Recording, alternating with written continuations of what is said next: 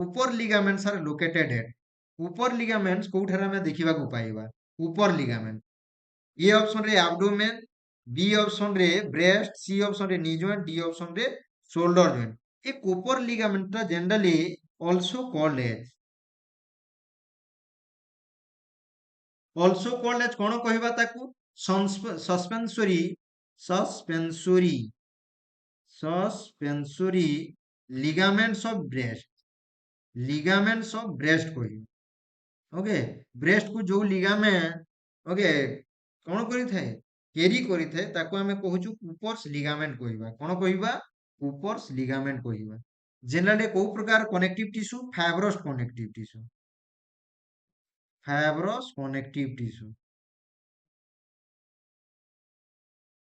okay मन रखिबार अछि इतार काम कोन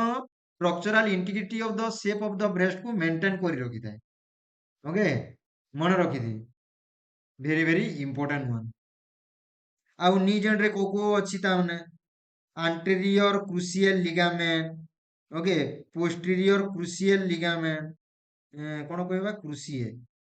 posterior माने को पी लिखिबा posterior cruciate ligament कहबा ओके एमिते अछि ताने ओके मन रखि दांतु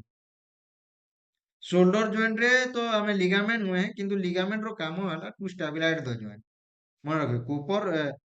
ऊपर सपोर्ट द कर्व माने ब्रेस्ट रो शेप एंड साइज को मेंटेन करि थाए ऊपर से लिगामेंट मन रखिबे तो आंसर हे जिवो breast okay very good now we have to come back next one